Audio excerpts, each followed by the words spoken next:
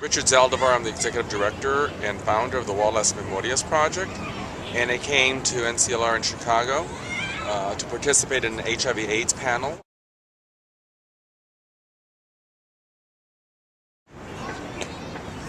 There's been a complacency surrounding HIV/AIDS, particularly in all communities, but heavily impacted the Latino population. The perception that HIV/AIDS is over because of the medical breakthroughs and combination therapies, and because the industry, the community, has made HIV/AIDS somewhat glamorous, opening magazines and looking at men who are positive and who are robust. That certainly is true, but not for most of the population. And I think there's a misconception of the toll that HIV/AIDS is still playing in our community.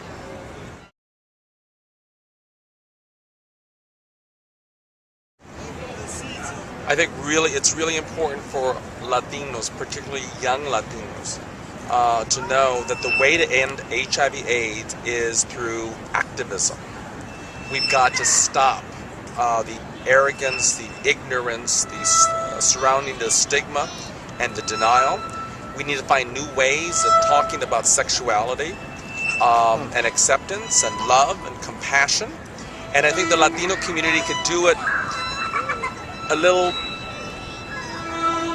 different than what we have seen in HIV prevention before, because Latinos are loving people. They love familia. That's their whole culture. And I think it's really up to the younger generations to say we need to make a change. Not all programs work for everybody. Not all Debbies at the Centers for Disease Control have a handle in our community. From Mexicano to Central American, to newly arrived immigrant, to gay or bisexual or transgender. We need a movement of young Latinos to make the difference.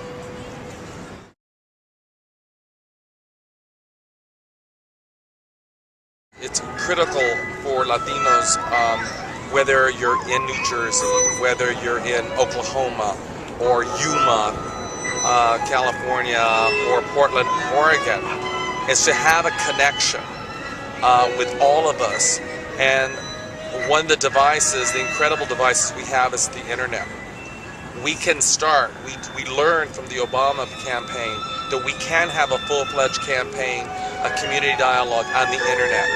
This is where all the young people are at. And it doesn't have to be necessarily about just addressing HIV/AIDS, but it has to include the end to ignorance, action against ignorance, action against bigotry and hatred and homophobia, and a greater discussion of who we are as a community, a greater bonding as a familia, and then a commitment to act until it's over.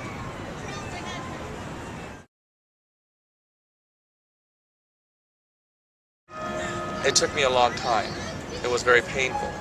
I came out at the age of 38 and completely out. I had relationships with men, and I had relationships with women when I was younger. But at my coming out stage at age 38, I came out of the closet when I bottomed out from alcoholism. I was hungry. I needed to be validated. I needed to be accepted. Drinking was one way of doing it. It numbed my insecurities. It numbed my longing to be loved and accepted for who I was. And so when I got sober, I just came out of the closet and came out actually in the LA Times. So a lot of the political folks that I knew in my previous life knew all about me, and they read all about me. So it's a very important, it was a very personal struggle, but it was a great place to arrive. A lot of pain, and I think that whoever we are, however we identify as young, youth, LGBT, we always go through a period of pain. And to know that pain At the end of the day, just like a stormy day in the middle of winter, it's cold and it's rainy, it's cloudy. And sometimes you feel lonely in those cloudy days. Only know that there's sun, and one day after the storm passes by, that there's a sunlight that comes through when the clouds disappear. And the same thing in our personal lives.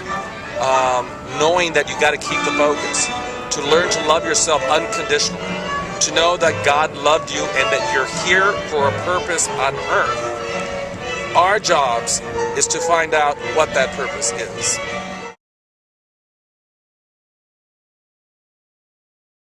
I hear many times people from the LGBT community says, I was a member of that church, or I was a member of that church, and I left that church because of their role on sexuality.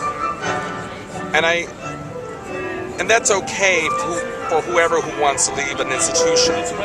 But I got to remind them that there wasn't a gay rights movement in the 1960s, in the 1970s, when I was still in the closet and I was working with the gay community, the Democratic conventions. People were not out. And for the most part, for a lot of that period of time, it was illegal to be gay. Nobody left the country. They stayed within the country. And they learned to utilize the best weapon we can against homophobia and hatred. And that was AIDS. If it hadn't been for all the gay men who died of this disease, we wouldn't have our gay rights that we have today. So we didn't leave the country, nor should we leave any church. Because the church is only the institution. The church is only the vehicle to address the inequities of a communication system with God. And so it's important that we don't have to depend on those institutions, but we don't have to leave them either.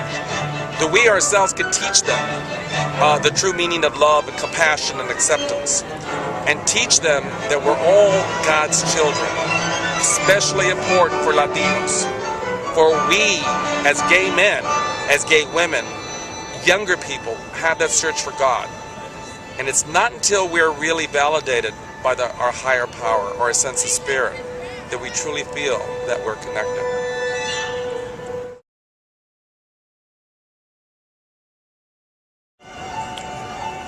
We're in the middle of a park in Chicago, and there's lots of green space, but it's a beautiful space. And at night, people come here and they gather to listen to music.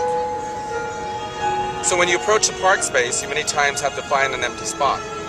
And you often have to look and actually do the footwork to create your own space to sit down and enjoy the music.